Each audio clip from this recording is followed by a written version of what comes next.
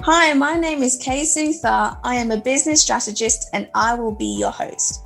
In this podcast, I'll be getting raw, real, and relentless whilst interviewing successful entrepreneurs from all over the world who specialize in different aspects of business.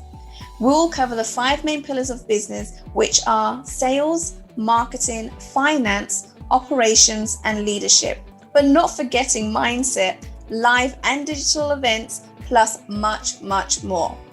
You will gain insights, tips and tricks, and discover jaw-dropping actionable steps that you'll be able to put in place for your business right away. Guys, I have this awesome speaker for you today. He has published his own book titled Everyone's an Idiot. He has traveled to over 15 countries. He is also a professional real estate investor and now spends his free time strategizing plans for people's lives through his business, Cam Corp.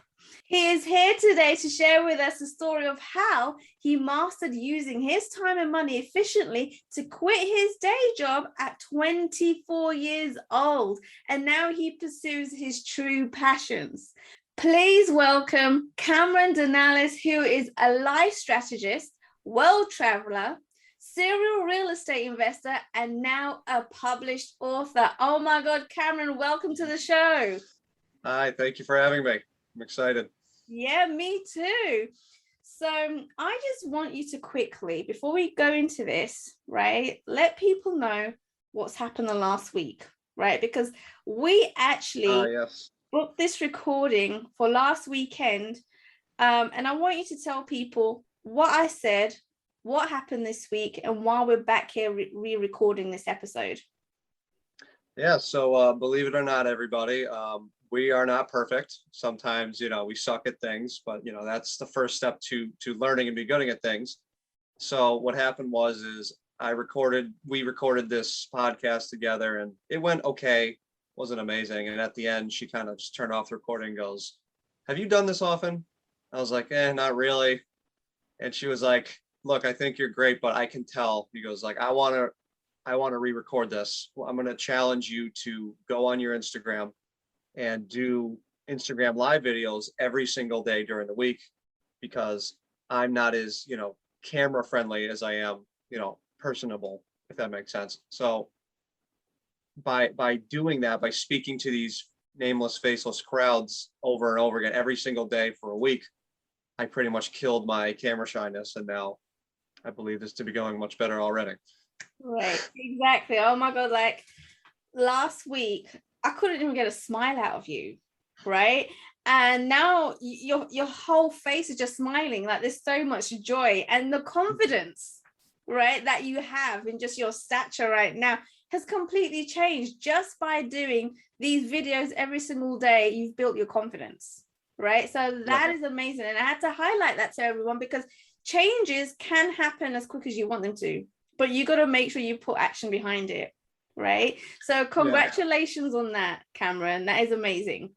Yeah, and I feel like it's worth mentioning too. It was absolute torture. I hated every second of it, but I knew it was necessary. But she told me to Kay told me to do it, challenge me.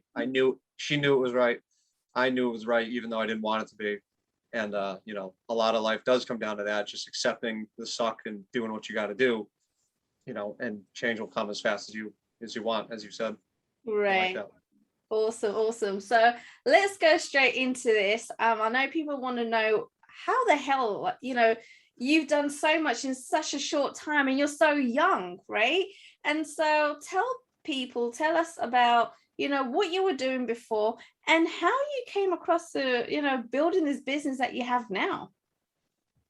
So I guess it happened slow and it happened fast. So, it started, I was 16, young, getting out of high school, didn't know what I wanted to do, bounced around. I was actually going to be, my first thing was to be a Massachusetts state trooper.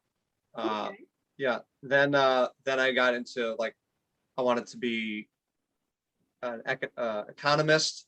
I wanted to be an aerospace engineer and help send people to Mars and stuff. And then I was like, and then I wanted to be a real estate agent, and then so all these things, and nothing really worked out. So then one day my mother simply was like, "Hey, check out this Air National Guard thing, the Air Force." And I ended up just doing it because I didn't know what else better to do. Went away for 6 to 8 months. I don't exactly remember. But I made, 30, 40 grand during the training, and you don't spend a dime because they pay for everything. You're sleeping there, you're eating there. Right.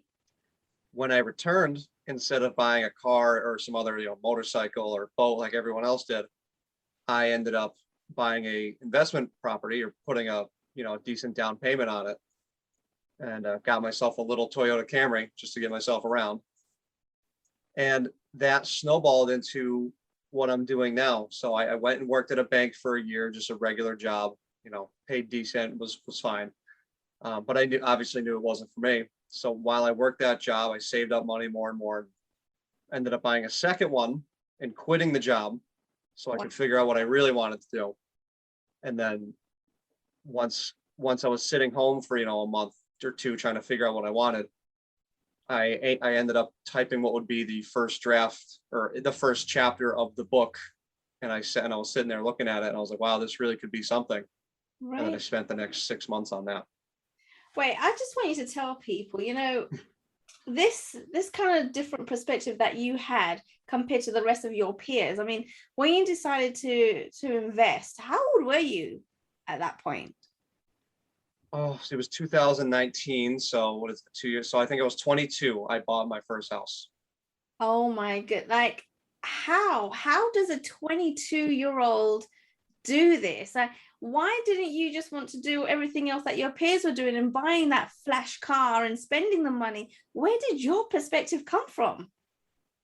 Well, yeah, of course, everyone wants to do those things. That's why they do it. It's fun, right. Fast cars and jet skis and all this. They're exciting. They're exhilarating.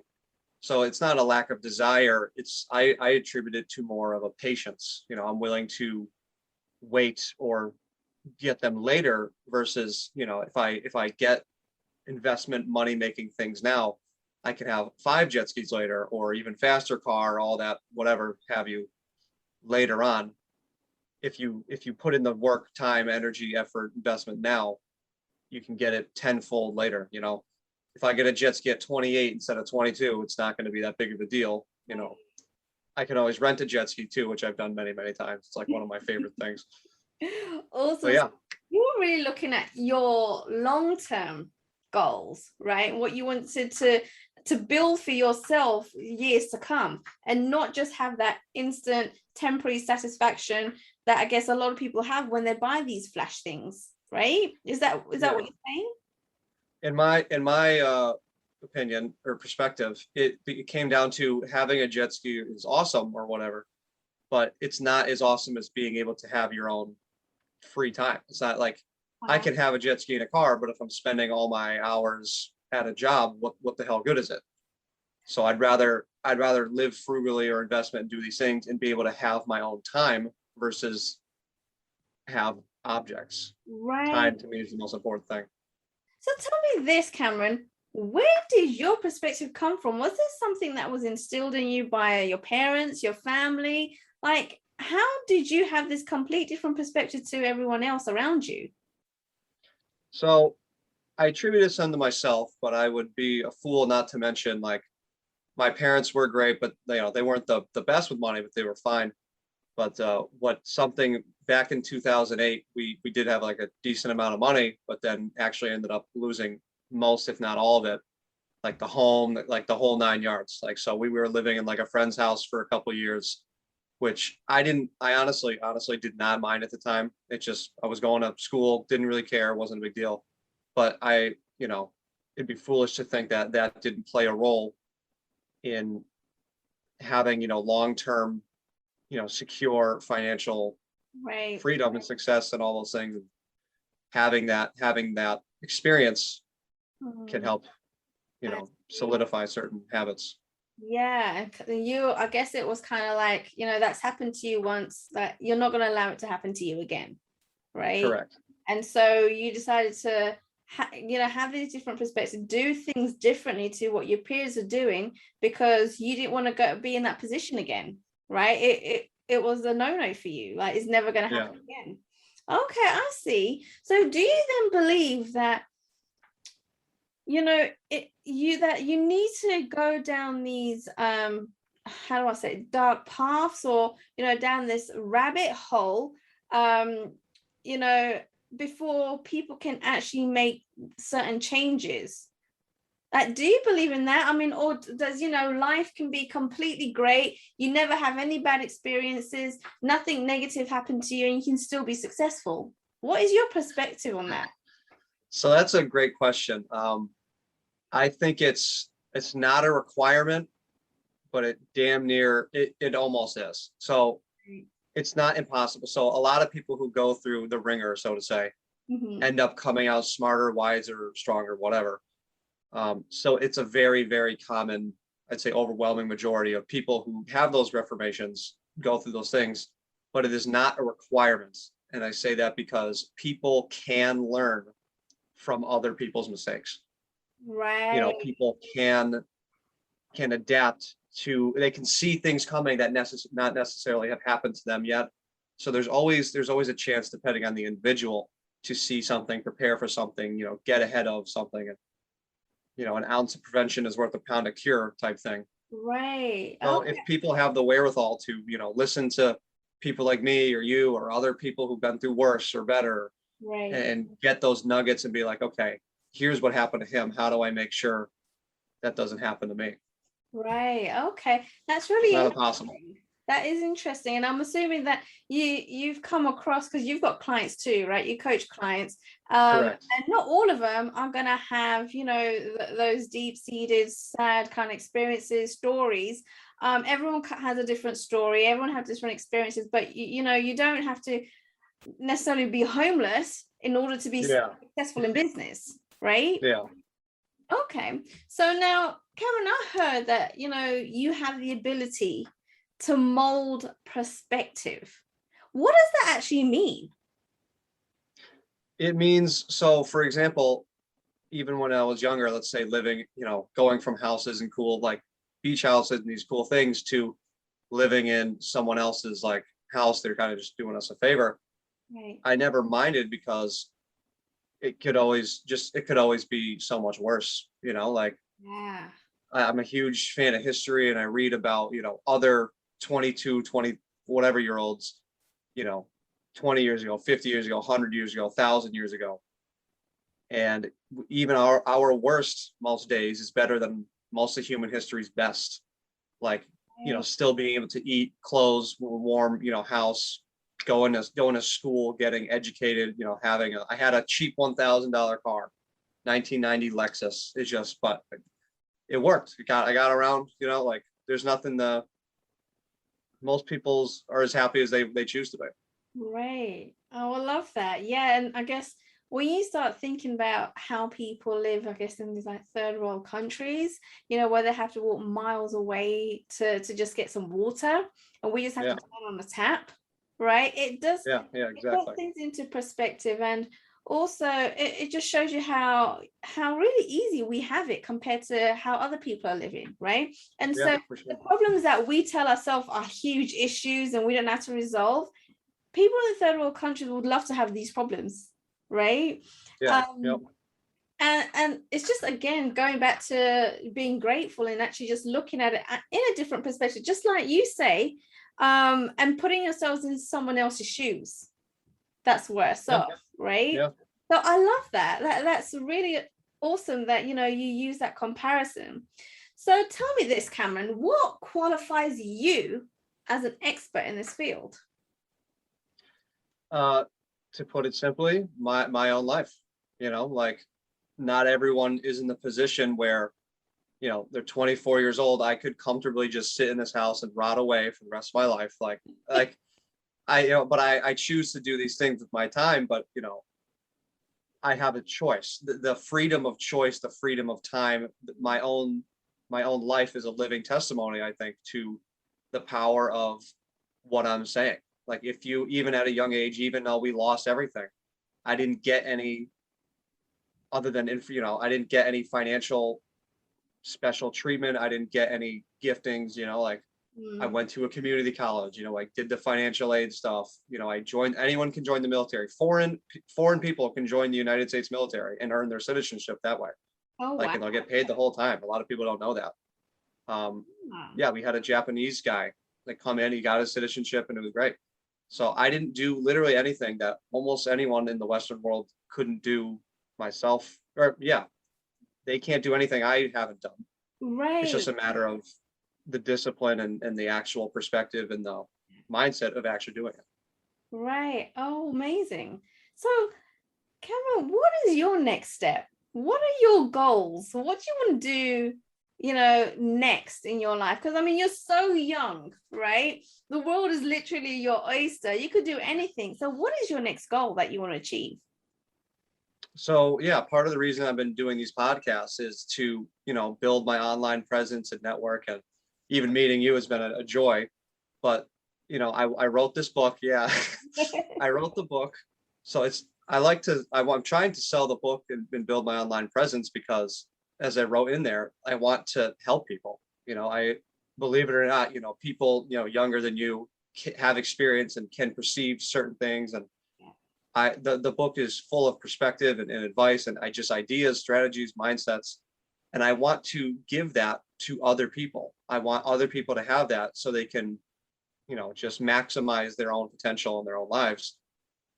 And that's kind of why I'm doing what I'm doing. I want people to see it. I want people to read the words. I want people to adapt those things into their life. And the ultimate end goal is I would like to help people. Yeah. Oh, awesome. Amazing. I love that. Now, if there was one principle that you could teach to our audience today that they can relate to and apply immediately into their own business, what would that be? Uh, it's kind of like the brother of perspective, but appreciation, you know, Ah, like being able to appreciate the fact that we're doing what we're doing, enjoying and taking pride in like what we have, even the bad things, that's what separates I think the success from the failures is if you can enjoy the hardships because you chose them and that is your, that freedom of choice to suffer the way everyone has to suffer, but choosing the way you suffer is a luxury many don't have. ah, So being able to appreciate that, appreciate the good, appreciate the bad, not everyone gets to start a business or a podcast or an art studio or whatever the hell it is you're doing. right. Don't lose sight of that. You can't. It's Okay. death. So you mentioned, appreciating what you have. How is someone supposed to start this? Like, what do you do if someone has no idea on how to start appreciating what they have and they say, oh, yeah, of course I appreciate things. I appreciate everything that I have. But they don't really. I mean, how does someone start really appreciating and being grateful for all the things that they have?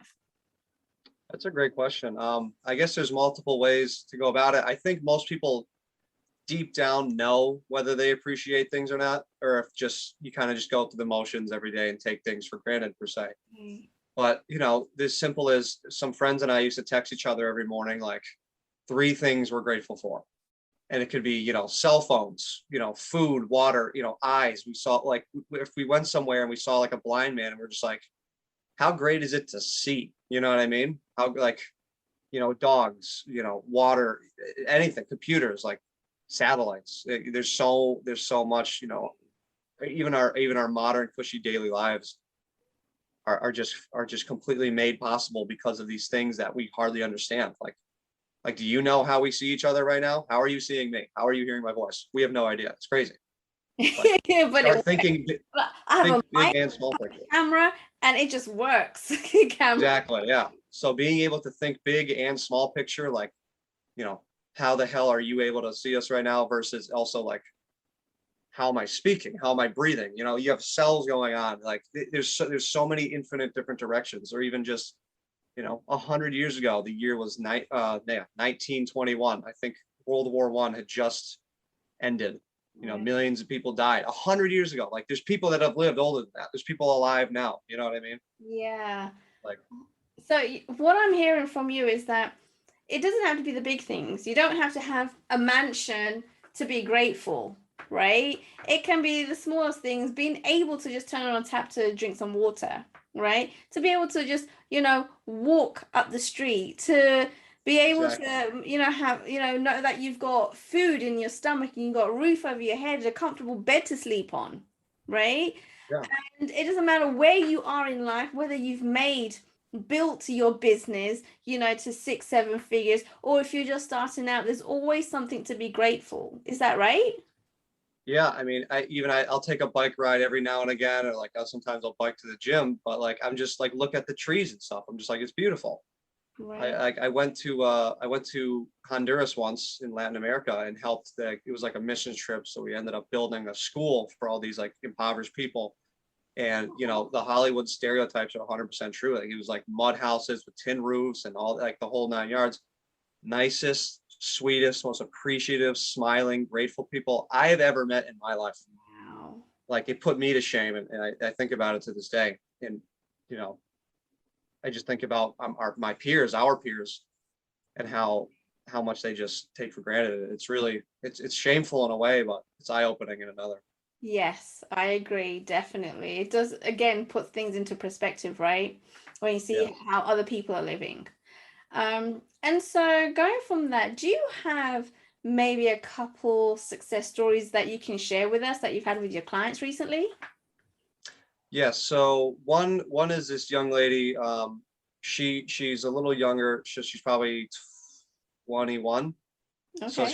she has just she went to school. She was about to get out, I believe, and she ended up having to choose where she wants to work in the whole country. It's a big country. You go East Coast, West Coast, like Right. Texas, South. Great Lakes area, like the Great Plains. Like there's so many areas, and she basically had to pick one Hmm. to do her practice, and that's a tough call to make because you can't. Switching is a Right. hard deal in her career field. So long story short, we had to like it took a little while, but we had to sit down, like map out, where's family, where's friends, where's money, where's happy, you know, where Yeah. do you want to be? And it's not an easy question. So together we over the course of some time figured that out. And then once she chose a place, we figured out like, you know, where what kind of place do you want to live? What kind of job? So I just basically helped walk her through that situation because so many people don't have they have nothing, they have no one or nothing to go off of. Her parents helped the best they could, but they don't, they just some people don't know. There's no experience, there's no understanding. It's like she had like, yeah. So where did So you move to? she moved to the East Coast, actually near Boston, Oh, and she makes good money. yeah. She's not too far from family. She's got some friends out there, and as far as I can tell, she's happy with her decisions. But Oh, yeah, oh yeah, over the course of some time, we walked that out together, and I'm happy to say I believe I made an impact. And yes. I'm sure you did. Oh, that's awesome. So she kind of basically narrowed it down with you. Again, you put things into perspective for her. She then realized where she would be comfortable moving to. She was around family, she was around friends, and she's now continuing her practice and actually really happy where she's at right now. yeah, skipping most of the details. Yeah, it sounds like simpler, but yeah, yes, Yeah. Well, it is simple if you know how to do it, right? yeah. I suppose that's right. Yeah, And that's what you're coaching people doing. Like, it doesn't need to be that difficult. As human beings, we have, this instinct of making everything so difficult and complicated as human beings. And you're basically there to say to people, well, you know what? I can simplify it for you, yeah, right? yeah. It doesn't need Controlling the chaos. right, exactly. And so you're really a catalyst in helping people to make a decision. That's what I'm going for. Yeah, one of the Yeah. things. Awesome. I like that. So I know at this point, Cameron, people are probably thinking, how the hell do I get hold of him? If I need help, if I need to have someone to help me put things into perspective, where do I go? So do you have any maybe additional free support out there for people, or do you have a website that people can go to and maybe reach out to you? Where do they go to speak to you? So I do have a website, CameronDanalis.com. It's pretty much got everything on there. There's a link to the book. There's my Instagram. There's a section where you can email me. If you have a simple one-off question, fire it away. See what happens. I do do life strategy for people. I do have a what I call $1,000 to change your life program, where essentially it's $1,000 and you get 10 1-hour like sessions where essentially, you know, we'll talk, I'll get to know you, we'll figure out your situation, I'll kind of get a read on you, and I'll help, you know, figure out what's best.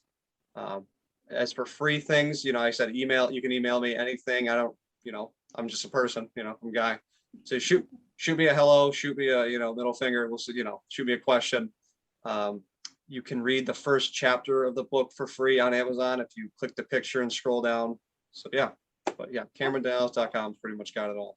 All right, amazing. And guys, just to let you know, if you did miss any of the links that Cameron mentioned, they will be in the show notes. All you have to do is scroll down and they'll all be there. Cameron, it was amazing having you on the show. Thank you for coming along. Of course, thank you very much for having me. Thank you for your time and listening to Uncensored Society podcast. All resources mentioned throughout the episode will be added to the show notes, and you'll be able to find them at the bottom as you scroll down. Don't forget to go ahead and subscribe and leave a review in iTunes. Thank you once again.